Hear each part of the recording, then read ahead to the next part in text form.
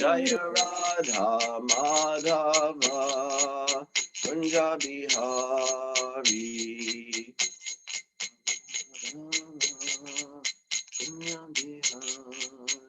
Jaya Radha Madhava Kunja Bihari.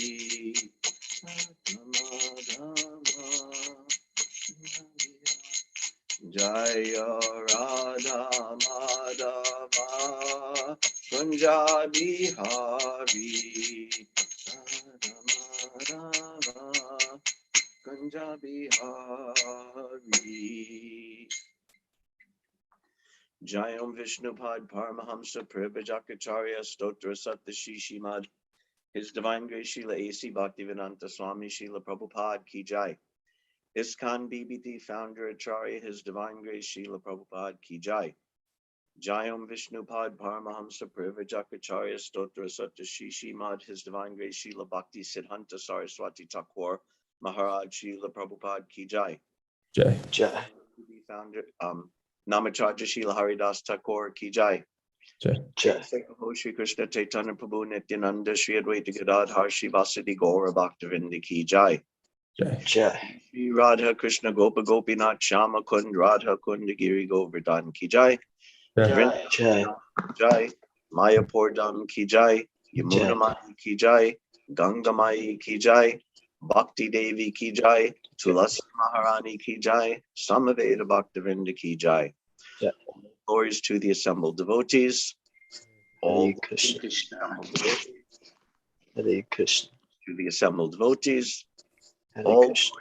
Shri Guru and Shri Guranga. Namo Krishna Vidaya. Shanastai Gurle Srimati Bhaktivedanta Swami Nityananda. Namaste.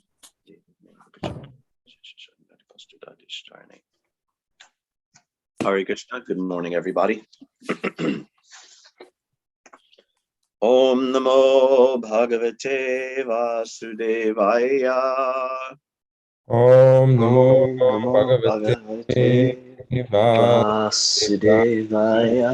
Om Namo Bhagavate Vasudevaya. Om Namo Bhagavate Vasudevaya. Om Namo Bhagavate Vasudevaya. Om Namo Bhagavate Vasudevaya. Reading from Srimad Bhagavatam, Canto 1, The Creation, Chapter 7, The Son of Drona Punished, text 53 and 54 today. Shri Bhagavan Uvacha Brahma Bandur Nahantavya Aptatai Vadardana Mayaivo Bhayam Amnatam Paripahyanushashanam Kuru Pratishutam Satyam Yaptat Santvayata Priyam Priyam Cha Bhimasenasya Panchalya Mayam Eva Cha. Shri Bhagavan Uvacha Brahma Bandur Nahantavya Atatai Vadarhana Mayaivo Bhayam Amnatam Paripahyanushashanam Kuru Pratishutam Satyam Yatat Santvayata Priyam Priyam Cha Bhimasenasya Panchalya Mahyam Eva Cha. Everyone can chant. Hare Krishna. Shri Bhagavan Uvacha Brahma Bandhur Nahantavya Atatai Vadarhanaha Mayevo Bhayam Amnatam Paripahi Anushashanam Kuru Pratishrutam Satyam Yatatat Swantva Yata Priyam Priyam Cha Bhimasenasya Panchalya Mayam Eva Cha.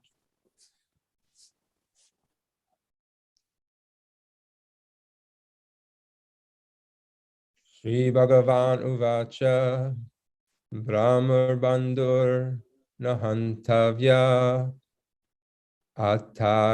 Atayi Vadarhanaha Naha Mayai Bobhavyam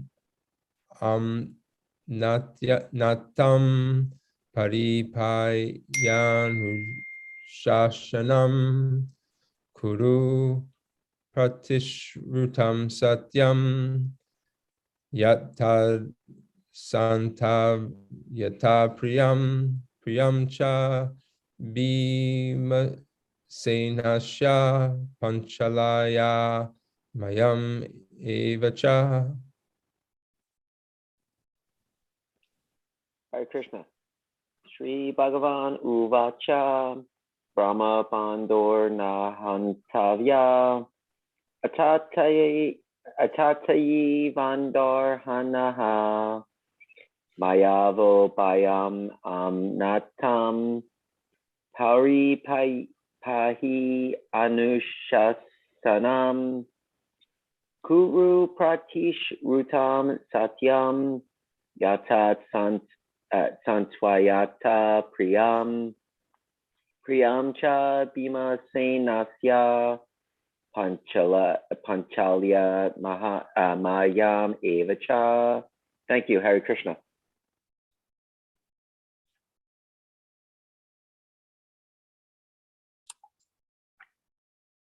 Shri Bhagavan Uvacha Brahma Bandhurna Hantavya Atatayi Vadharhana Mayavyo Bhayam Amnatam Paripahi Anushasanam Kuru Pratishrutam Satyam Yattat Shantvayata Priyam Cha Bhima Senasya Panchalya Mahyam Evacha.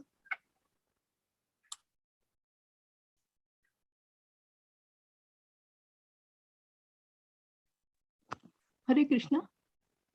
Shri Bhagwan Uvacha Brahma Bandhu Nahantavya Atatayi Vadharhanaha Mayo Vayam Amnata Paripahya Anushasanam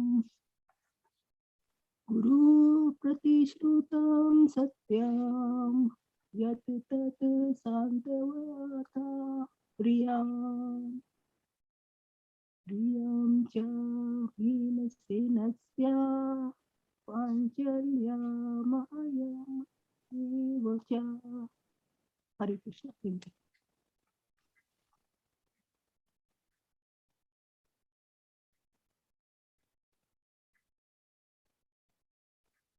Anyone else? Okay, word for word translation. Shri Bhagavan, the personality of Godhead. Uvacha, said. Brahma Bandhu, the relative of a Brahmana. Na, not. Hantavya, to be killed. Atatai, the aggressor. Vadha Arhana is due to be killed. Maya, by me. Eva, certainly. Ubhayam, both. Amnatam, described according to rulings of the authority. Paripahi, carry out. Anushasanam, rulings. Kuru, abide by. Pratishrutam, as promised by. Satyam, truth. Yat tat, that which. Santvayata, while pacifying. Priyam, dear wife. Priyam, satisfaction. Cha, also. Bhimasenasya, of Sri Bhimasen. Panchalya, of Draupadi. Mayam, unto me also. Eva, certainly. Cha, and. Translation. The personality of Godhead, Sri Krishna said, a friend of a Brahmana is not to be killed, but if he is an aggressor, he must be killed. All these rulings are in the scriptures, and you should act accordingly. You have to fulfill your promise to your wife, and you must also act to the satisfaction of Bhimasena and me. Purport by His Divine Grace Srila Prabhupada. Arjuna was perplexed because Ashwatthama was to be killed as well as spared, according to different scriptures cited by different persons. As a Brahmabandhu, or a worthless son of a Brahmana, Ashwatthama was not to be killed, but he was at the same time an aggressor also. And according to the rulings of Manu, an aggressor, even though he be a Brahmana, and what to speak of an unworthy son of a Brahmana, is to be killed. Dronacharya was certainly a Brahmana in the true sense of the term, but because he stood in the battlefield, he was killed. But although Ashwatthama was an aggressor, he stood without any fighting weapons. The ruling is that an aggressor, when he is without weapon or chariot, cannot be killed. All these are certainly perplexities. Besides that, Arjuna had to keep the promise he had made before Draupadi just to pacify her. And he also had to satisfy both Bhima and Krishna, who advised killing him. This dilemma was present before Arjuna, and the solution was awarded by Krishna. Shri Bhagavan Uvacha Brahma Bandhur Nahantavya Atatai Vadarhana Mayaivo Bhayamat Amnatam Paripayanushashanam Kuru Pratishutam Satyam Yatat Santya Santvayata Priyam Priyam Cha Bhimasenasya Panchalya Mahyameva Cha.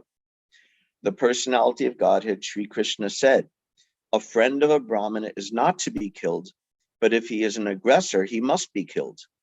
All these rulings are in the scriptures, and you should act accordingly.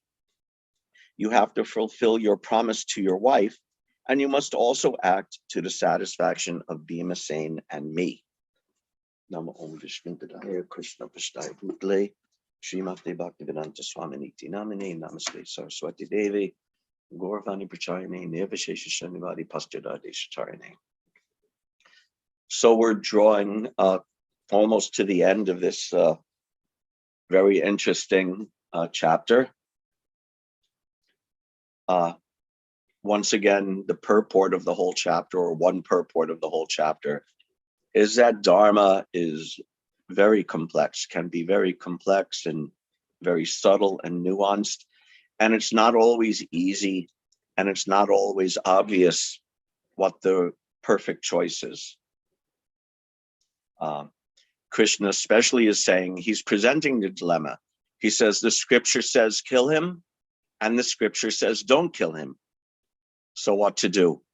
And he also says you have to satisfy Draupadi, who says don't kill him, and you also have to satisfy me and Bhimasena, who say kill him.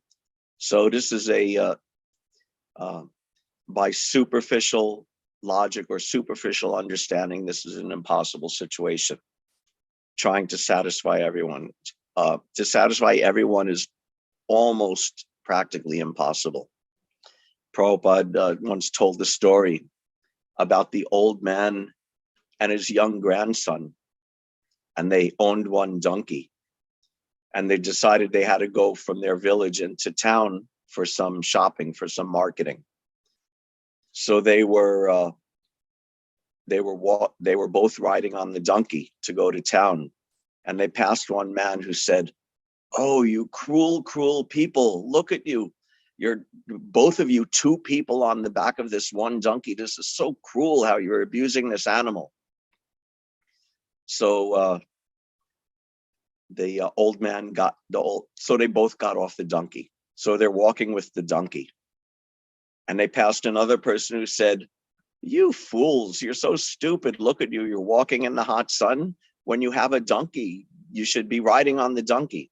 So then the grandfather got on the donkey, and the son and the grandson was walking, and they went a little further, And another man saw them and said, just look at this grown adult. He's riding on the donkey and making this young child walk in the hot sun. How cruel, how uncaring this old man is. So the old man got off and put the sun on, and they were going further. And another man saw them and said, oh, just look at this, how youth has lost all respect for the elderly, that this child is riding and making the old man walk in the hot sun. So they ended up just all of them just getting off the donkey and walking all the way. So this is how you can never really satisfy everyone materially. Materially, it's impossible to satisfy everyone by some political view or some scientific view or some mundane welfare work or whatever. You can't satisfy everyone. It's impossible. But still, Krishna demanded of Arjuna that it says don't kill and it says kill. You have to satisfy both. Draupadi says don't kill. Me and Bhim say kill. You have to satisfy all of us. So this takes very sharp and very deep intelligence and very deep understanding, not ordinary understanding, but the understanding of a great devotee is what it takes. And Arjuna was just such an intelligent person. His intelligence was so deep. We can see, look at Bhagavad-Gita, even when he's opposing Krishna, even when he's disagreeing with Krishna, even when he's challenging Krishna, his questions and his points are so brilliant and so enlightened that actually those doubts and questions and challenges is what brings out the whole nectar and the whole philosophy of Bhagavad-Gita. So his intelligence was so deep, and his knowledge of scripture was so deep. As a proper Vedic Kshatriya, he knew the Shastra so well. And he was inherently such a moral, ethical person that he always wanted to do right for everyone all around him. And not only that, even above and beyond that, Krishna was his personal friend and his personal guru. So a person who's qualified like this, materially and spiritually fully qualified, he can understand what to do, what not to do. He can understand what is ethical behavior, what is spiritual behavior, what is beneficial for everyone, and what will satisfy everyone. It's described in Bhakti Rasamrita Sindhu that devotional service is all auspicious, Shubhada. And one of the definitions, one of the qualities of Shubhada, all auspicious, given by Srila Rupa Goswami, is that it does good and it satisfies everyone in all situations at all times. This is Shubhada. So this is the intelligence of Arjuna. And this is the example for us, how to cultivate this intelligence, how to be a good devotee decision maker, because we have so many decisions in our life. Actually, devotional service is nothing but, in one sense, just making one decision after another. What do I do now? What do I do now? What do I do next? What do I do next? And we do that according to Dharma, according to ethics, and according to Krishna's will, and according to the will of the devotees. Just like in Arjuna, he had the same consideration. What does Shastra say? What does Krishna say? What do his friends and relatives and the devotees say? So this is we have to do this constant decision making to satisfy others, to satisfy ourselves, to satisfy Krishna, and ultimately to advance and perfect ourselves in Krishna consciousness. And some of these decisions are easy. To give a ridiculously oversimplistic example, if you're somewhere and you're hungry and you see a McDonald's, a devotee will automatically decide, no, I'm not going to go into the McDonald's to satisfy my hunger. I'm going to either tolerate or I'll find some other option. So ridiculously simple, ridiculously obvious, but other decisions can be trickier or not so simple, not so obvious. What's the best course? What's the best thing to do? Should I get married? Should I stay single? Should I live in this town or that town? Should I accept this job or that job? Should I do this service or that service? It's not always obvious or clear-cut what to do. And it can even be confusing or bewildering sometimes, just like even Arjuna was a little bewildered at first until Krishna gave him the hints and gave him the intelligence. It's described in Madhurya Kadambini,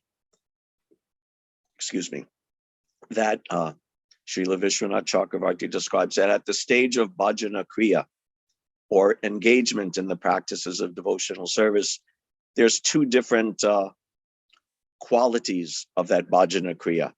There's anishtata bhajana kriya, which means anishtata means not very fixed. You're doing bhajana kriya, but you're not very fixed. You could become diverted in different ways. And then there's nishtata, or fixed up bhajana kriya. And of course, that fixed up nishtata bhajana kriya is what takes us to the next stage of nishta, actually being fixed in devotional service. And he discusses the different kinds of anishtata, the different kinds of unsteadiness in the performance of bhajan. And one of those is called Vyuda Vikalpa. Vyuda Vikalpa, a literal translation might mean something like divided choices or split choices. It's when you're presented with different options in your life and you have trouble making a decision. This causes unsteadiness in devotional service. And Srila Vishwanath Chakravarti Thakur actually gives a somewhat humorous example of this, especially those who grew up in ISKCON, had some time as a brahmachari, and then thought about getting married, may be able to appreciate this, the humor of this and the dilemma of this. Srila Vishwanath Chakravarti, giving the example of such a person undergoing this Vyuda Vikalpa, may think, I shall convince my wife and family to become Vaishnavas and serve the Supreme Lord. I shall convert my house into a temple and remain there, happily practicing devotional service. Or at other times he thinks, I shall leave my family, home, and the rest of my worries behind me and go to Vrindavan. I shall reside there, for it is the holiest of places, and I shall cultivate devotional service through the 9 practices of devotion. Or he may say, ultimately, I will have to give up my home and all my other attachments. Then should I not first plunge into the pool of sensual pleasures until I am satisfied? Or else he may think, the scriptures speak of family and wife being like a dark and dismal well. Should I not leave home this very moment? Sometimes the scriptures encourage me to perceive that this material life, family connections, wife, children are abominable, and to renounce them. Yet how can I do that? My parents are old and infirm. Who will take care of them? Besides, if I should leave home prematurely with my material desires to enjoy still unfulfilled, my mind will continue to dwell on sense pleasures until my final days. That would be a disaster.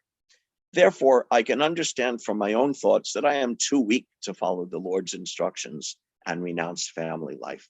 So this is the kind of mental speculation that's going on.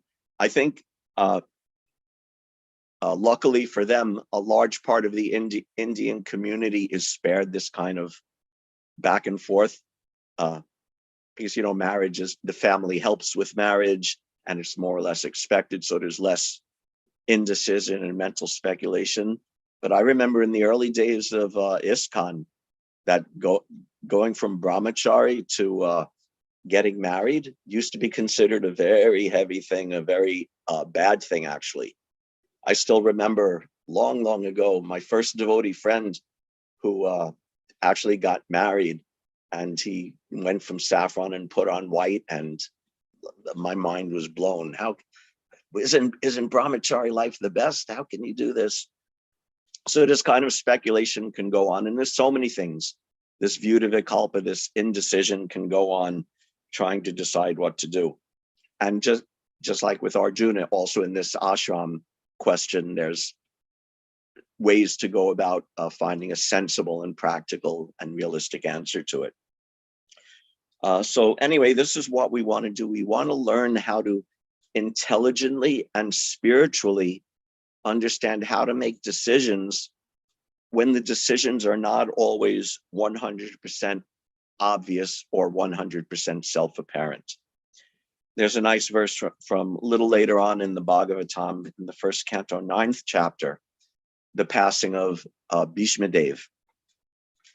And it said of Bhishmadev, Tan sametan mahabhagan upalabhya vasutama pujayam ashadharma gyo desha kala vibhagavat.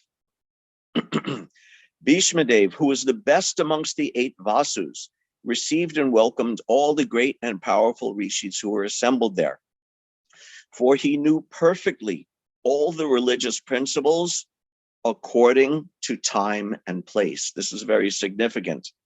He knew Dharma Gyo, he perfectly understood religious principles, but not in a mechanistic way or not in a simplistic way, but Deshakala Vibhagasha. Deshakala Vibhagavit, how to apply religious principles properly according to time and place, like Arjuna had to do. In the purport, Prabhupada says, expert religionists know perfectly well how to adjust religious principles in terms of time and place. All the great acharyas or religious preachers or reformers of the world executed their mission by adjustment of religious principles in terms of time and place. There are different climates and situations in different parts of the world, and if one has to discharge his duties to preach the message of the Lord, he must be expert in adjusting things in terms of the time and place. So, of course, in his founding of ISKCON, Srila Prabhupada was the most expert in understanding this principle. All the great acharyas or religious preachers or reformers of the world executed their mission by adjustment of religious principles in terms of time and place. So actually, Prabhupada changed remarkably little about the actual process of devotional service, but he was intelligent enough to understand how to adjust things where it was important without sacrificing the actual principles of devotional service. So this actually takes an acharya, a really great religious preacher, a great leader to do that.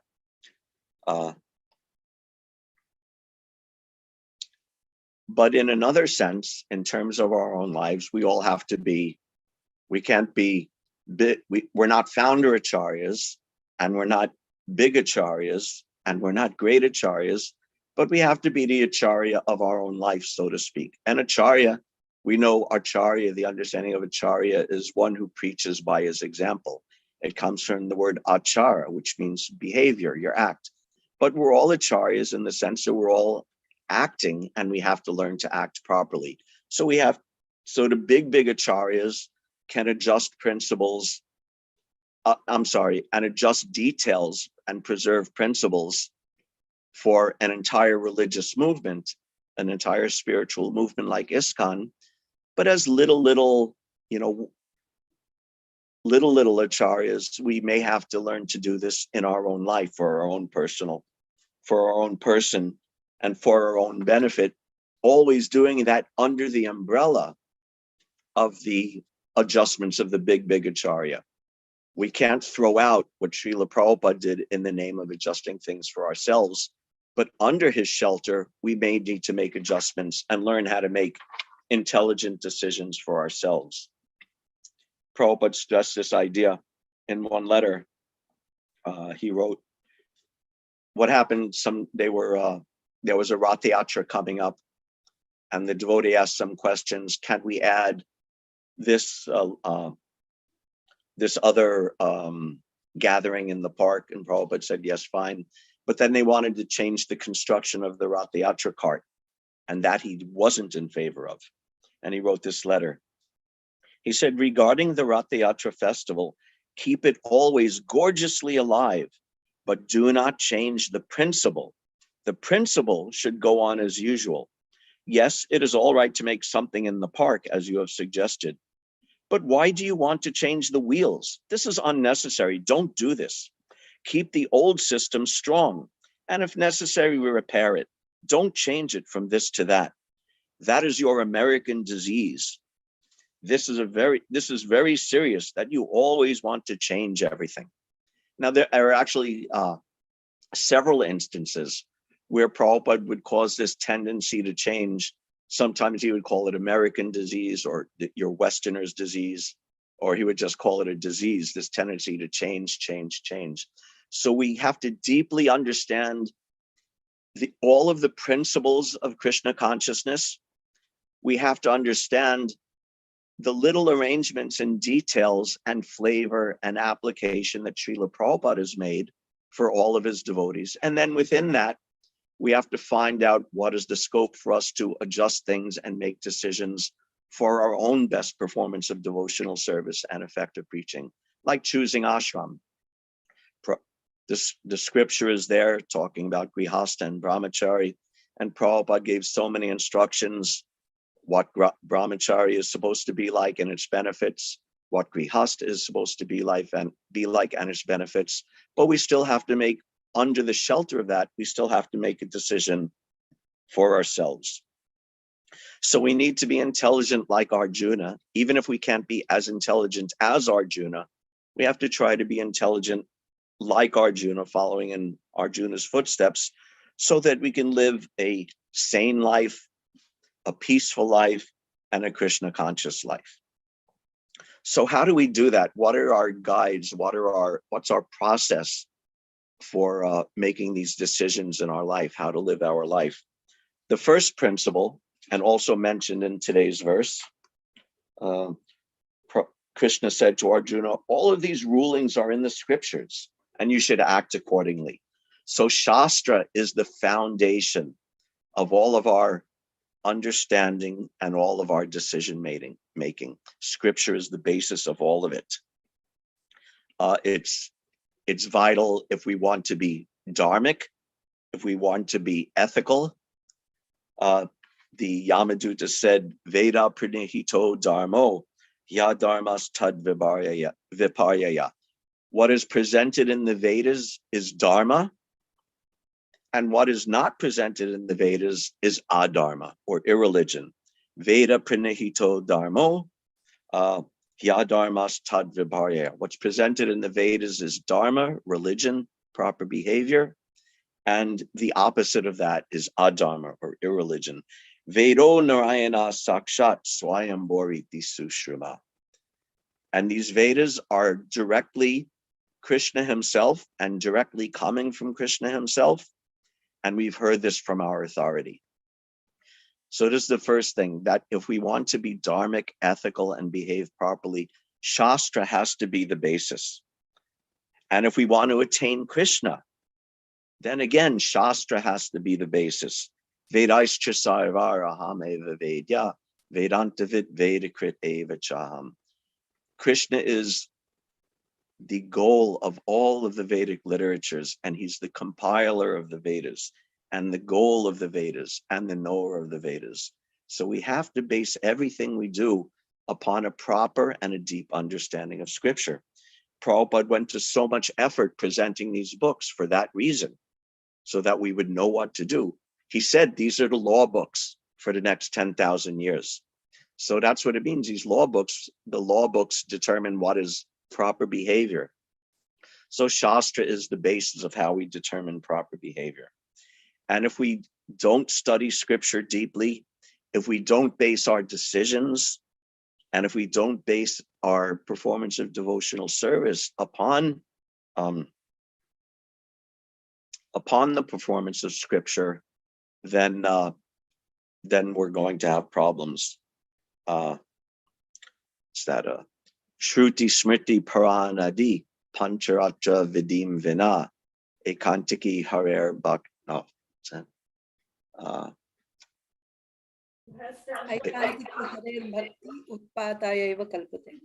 Notpatayeva Kalpate, a disturbance. That devotional service has to be done in accordance with Shruti, Smriti, Paranadi, all of the Vedic literatures. Otherwise, it's not devotional service. It's a disturbance in society. Bhagavad-Gita also says, let's see. Yashastra vidim utsrijya vartate kamakarata nasasirim avapnoti nasukam naparam gatim. He who discards scriptural injunctions and acts according to his own whims attains neither perfection, nor happiness, nor the supreme destination. So this is the importance. Prabhupada went to so much trouble, and he gave us these books, and he repeatedly instructed, read these books, study these books. He said, study them and discuss them threadbare, break them down and understand them and discuss them and really go into them in depth.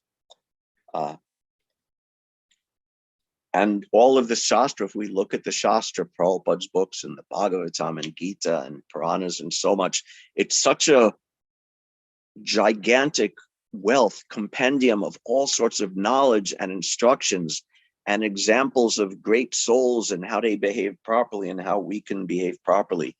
So important in that way. And furthermore, Shastra is not only a practical guide on how to behave, but there's also I wouldn't necessarily use the word mystical, but there's another thing going on, that when we study the scripture, when we read Srimad Bhagavatam and Bhagavad-Gita, our heart is becoming purified. We hear about Krishna and we hear about Krishna's devotees. And Krishna is such that to know him is to love him. And the more we hear about him and the more we hear from him, and we hear about the dealings of him with his devotees and all of his devotees, how they behave, we start developing attraction and affection and love for Krishna. And as this happens, our heart becomes purified more and more. And this purification is the advancement in Krishna consciousness, that our heart becomes purified, and the love of Krishna that's asleep there is allowed to become uncovered as our heart is purified and we become advanced in devotional service.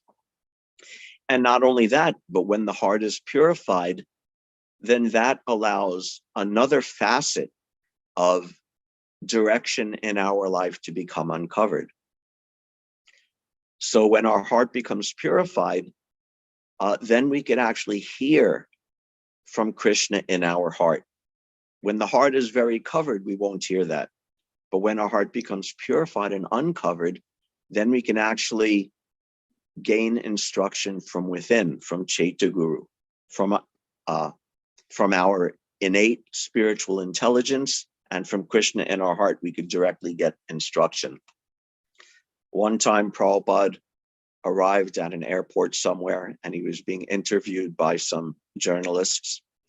And one journalist asked, well, how do you decide how to, run your movement, your worldwide ISKCON movement? And Prabhupada said, Krishna tells me what to do. And one devotee who was there, I think it was Rameshwar, thought that this was a little stark and even a shocking or outrageous claim. So he spoke up and he said, well, what Prabhupada means that Krishna tells him to do is that Krishna gives everyone good intelligence. And with that good intelligence, we can make decisions and learn how to, and in that way he decides how to run his ISKCON movement. And Prabhupada said, no, Krishna tells me what to do. So Krishna can actually direct us from within. And it's also true that our intelligence is also our God-given direction from Krishna. But at the same time, we should recognize that if we listen within, there are many voices that we may hear in our heart or in our head. And not every one of those voices is the voices of Krishna. We may hear the voice of our different desires or our different material conditioning or mundane rationalizing, or if you want to get psychological, we may hear the voice of our parents coming up or things like that. So especially a devotee like myself, a devotee who's not that advanced, we can understand and appreciate that Krishna in our heart as Chaitya Guru is instructing us and our intelligence is guiding us, but we have to be careful also. That's why, again, Shastra has to be the foundation. If your intelligence and you think Krishna's telling me what to do, but he's telling me not to follow the scripture, we should be very cautious and doubtful about that so-called voice of Krishna from within. But it's also true that Krishna does direct us from within.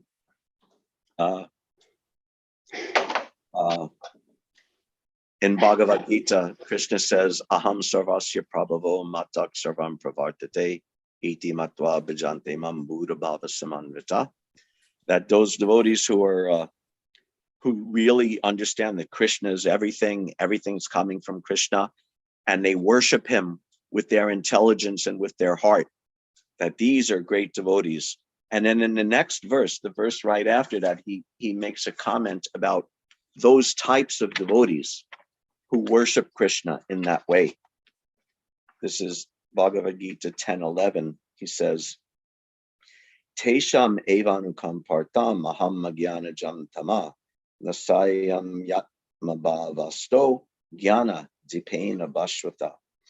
To show them, and here them means those devotees who are worshiping Krishna very intensely. To show them special mercy, I, dwelling in their hearts, destroy with the shining lamp of knowledge the darkness born of ignorance.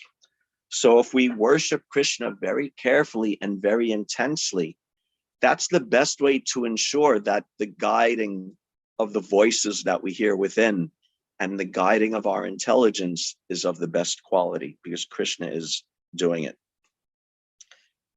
Prabhupada also explains, and later in the Bhagavatam, in the second canto, he says, by taking advantage of the guidance of the super self in the form of intelligence, we can either continue to study and to put into practice our conclusion that I am not this body, or we can choose to remain in the false material identification, fancying ourselves to be the possessors and doers. So here Prabhupada is clearly saying that the guidance of super self in the form of intelligence. And elsewhere in that same purport, he makes this statement, which probably some of you or all of you may have heard before. Prabhupada says, intelligence is the form direction of the Paramatma plenary portion of the personality of Godhead. So our intelligence in best case scenario is actually being used to attain Krishna and being directed and supplied by Krishna himself. So this is also how we learn to make good decisions, proper decisions in our life and devotional service. Prabhupada says elsewhere in the Bhagavad, actually he said this in a class, he said the devotees are described in the Srimad Bhagavatam in this connection as Nipuna Buddhaya, which means the devotees are the most intelligent class of men. This verse comes from the Bhagavatam in the story of Bhrigu Muni, how Bhrigu Muni went to test the three guna avatars, Brahma, Vishnu, and Shiva, to test them to see which had the qualities of the Supreme Personality of Godhead. And after he tested all of them, I won't go into the whole story, but after he tested all of them, he came back and reported to the sages. And he said this to the devotees. He said, the devotees are the most intelligent because they worship Krishna, Vishnu, the Supreme Personality of Godhead. So those are the most intelligent. So we have the direction of Shastra to guide our lives. We have our good intelligence and Krishna from within our heart to help us guide our lives and make proper decisions. And there's one more element which can help make our decision-making process perfect and help us avoid pitfalls that may come with the other methods. Because following Shastra and such, it has pitfalls for an immature devotee. Mahabharata says, Tarko pratishta shrutaya vibhina nasavrisha yasya matir nabinam. That the scripture is very deep and it's very variegated with so many versions and so many opinions and so many contradictory instructions, just like Krishna is saying to Arjuna. The scripture says kill him, the scripture says don't kill him. Nasavrishi yasya matan nabinam. And even amongst the rishis, the mundane thinkers, There are so many differences of opinion, and actually amongst mundane thinkers, no one's considered a great thinker unless he comes up with his own novel idea. So tarko pratishta shruteya vibhina, argument is inconclusive. Argument means the use of intellect. So argument is inconclusive. The scriptures by themselves may be inconclusive.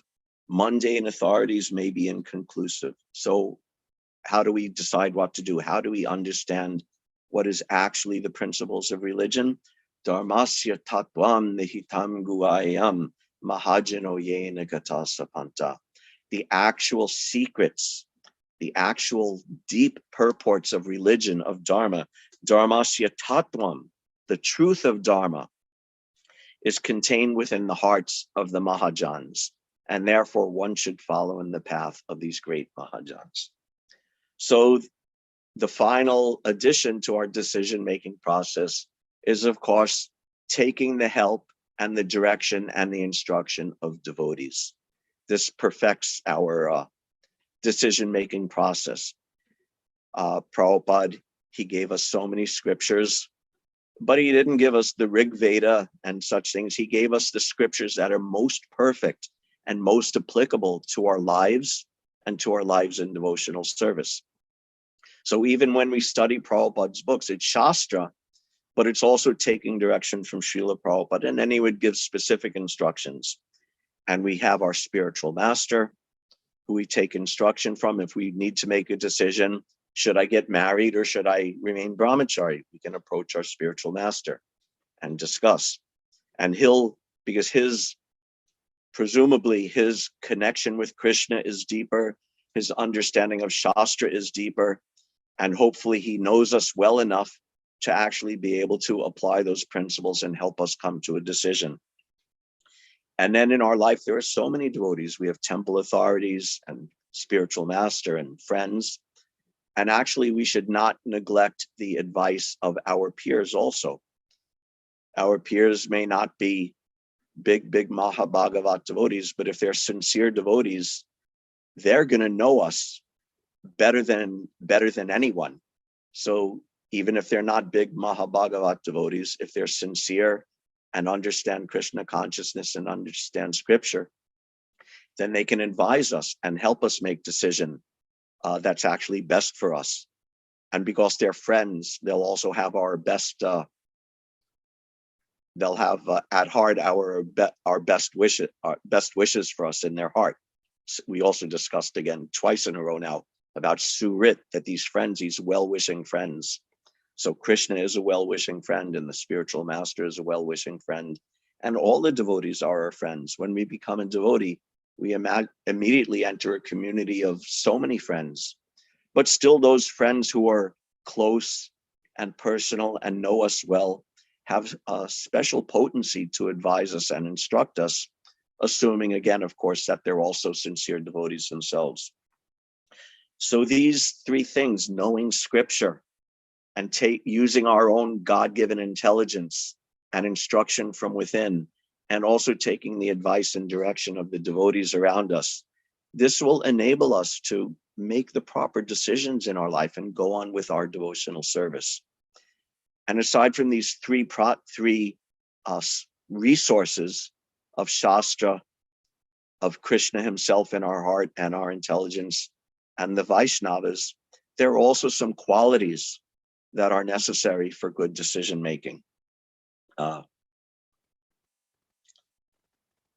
Number one, what's needed is a large dose of humility. If we already think we know everything, then no one can instruct us. If I know everything, I don't have anything to learn from scripture. I know what to do. I don't need to listen to Krishna in my heart. I know what to do. I don't need to listen to any devotees or any other authorities. I already know everything. Don't tell me anything. So we need a large dose of humility.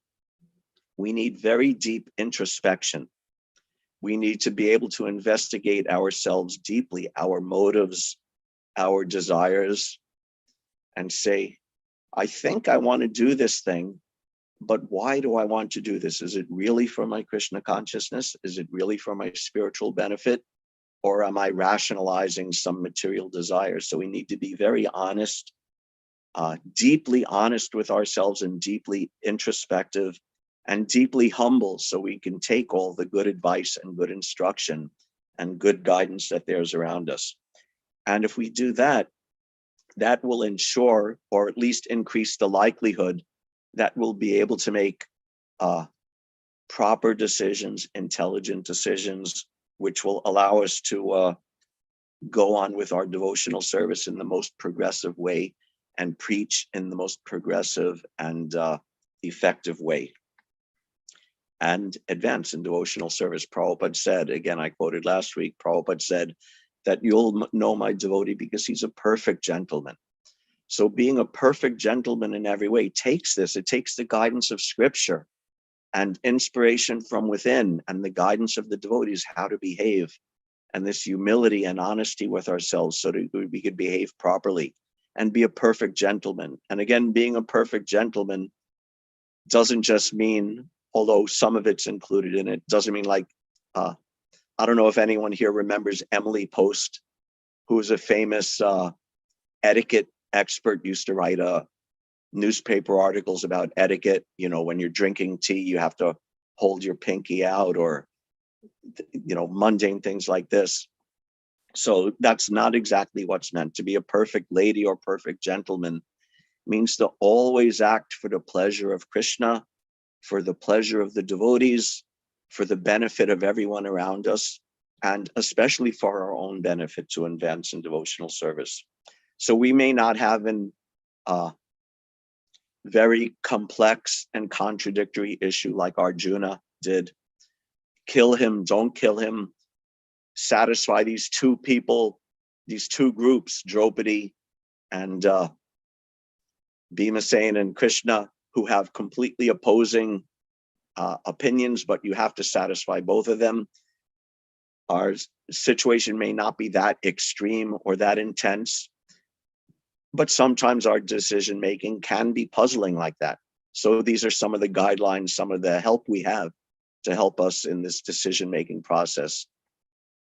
To become intelligent like Arjuna, to become the friend and servant and disciple of Krishna, so that he can instruct us and instruct us from within, and learn scripture deeply, both so that we have practical guidance as well as a very pure heart, and take the advice and the guidance of the well-wishing devotees around us.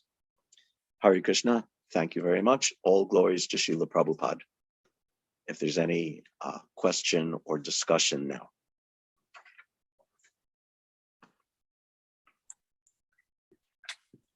If anybody has any questions, please just unmute yourself. Hare Krishna. Basically, yeah, go ahead. I guess my class was just saying Guru, Sadhu, and Shastra. But that would only take 3 seconds, and I had to fill it. But I think just as the topic was, it's never that simple. You know, like you were saying, it's never a black and white situation. And I think the point that got to me was we have to be constantly be conscious. It's Yeah. Go ahead, Mother Mitravinda. Hare Krishna Prabhu, please send my Hare obeisances Krishna. and glories to Srila Prabhupada. Right. Thank you once again for, you know, this process is also heavily stacked and weighed upon receiving information and being educated. And I want to thank you for your part in that today. There's so much information and education in Shastra that I don't know how many lifetimes it would take to really get everything. But as you said, you know, the key points are, you know, hearing, surrendering, understanding and knowing who Krishna is, and aspiring to know more and to love. And in that way, even when something comes up, we're acting in ways that relates to that love. Humility introspection, all of these things. And I wanted to say this, the other piece that be just in here, patience. When there's a decision that's needed to be made, if we slow it down, even though we're pulled in several different directions by the horses, we can hear from people who are intelligent sastrically and are devotees. And that's a great point. Yeah, and the more you hear from or that you see, they exemplify areas of this decision that you may be needing. You see their example of it. Did they stay? Did they do this? Are they doing this? How did this work out? Do they have older children who are doing well? Then I can learn from them. This is the example. But humility, when we're being pulled in these different ways by, the senses, our false ego, can make us feel overwhelmed. But when we just sit down or stay for a moment, then the storm passes and we can see clear enough to know what should be done. And I say that when you spoke about the aggressors, this is information that it's not readily shared these days. And that's another aspect of what I enjoy about your classes, is that you pull from, things that are not readily shared in classes today. The 5 aggressors, I believe it's the 5 or 6 aggressors, what that means, to burn someone's house, to sleep with someone's wife or take someone's wife, or, these so many things, intricate, delicate, but there's so many lessons to all of it that we as on this path of practicing should be knowing. So thank you. Hare Krishna. Thank you. Nice points. I especially like your point about patience. I remember my spiritual master, I can't remember exactly where it was or his exact words, but he was talking how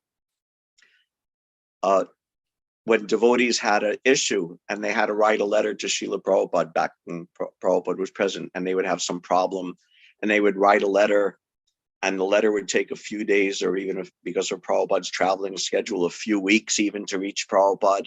And then Prabhupada might consider it for some time and then write a letter back, and then it would come back. And he was saying now with, email and phone and rapid communication, if we have some issue, we may shoot off an email. I need an answer right now. Immediately tell me what to do, or immediately I need this information, no time to wait. And that in itself can cause a lot of problems and bad decision making. Of course, like you say, patience, slowing down, taking some time to consider, taking some time to see how things pan out.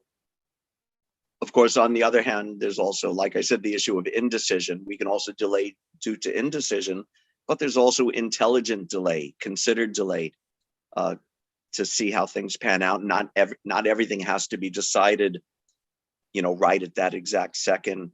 So some time to consider, some time to consult, some time to see how the situation develops. I like that point. Anything else? Question or comment? No, thank you. And this aspect of, you mentioned my way or the highway, and it's everywhere. Sure. Corporate America is filled with this my way or the highway, especially when you have some position, and so, we have to be careful of that infection in our temples, because you're not the my that the highway is built on. Krishna is the my that the highway is built on. So when we're doing that, then, devotees don't suffer in communities, so that bringing that up really drove it home, because outside of the temples should not be reflected inside. Yeah, that's a real art. It's there. Yeah. Thank you. Thank you.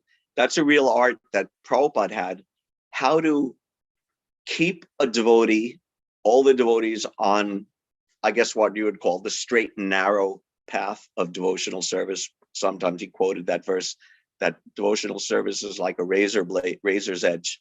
But at the same time, he also knew how to give the devotees freedom and initiative, and allow them to make their decisions and choose to some degree their own paths.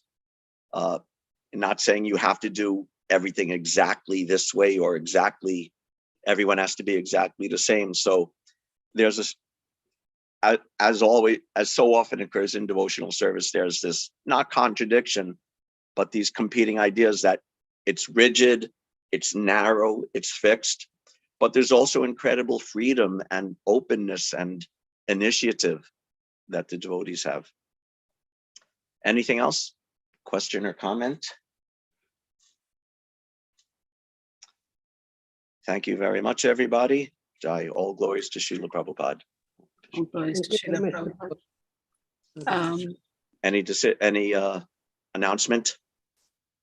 Mother Vindhyavali and Archana Bhakti Mataji, I saw them unmute themselves. Do you have any questions or comments? I want to thank Prabhuji, but I had unmuted to say Vancha Kalpatarubhyascha. All right, before we go there, just one announcement. Yeah, I think as soon as I make the announcement, both of you can thank the devotees. The only announcement is that Sunday feast is going to be on hold till the end of January.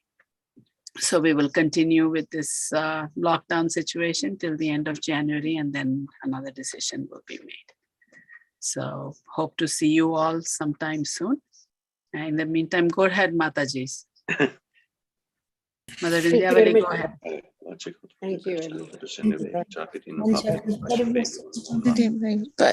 very much, everybody. Thank you, Hare Krishna. We can't come together live yet, but actually these morning classes, when I get to attend, are a big source of encouragement for me to know at least there are other devotees out there and connecting virtually. And someday we'll come together live also. Thank you very much. Hare Krishna. Keep safe.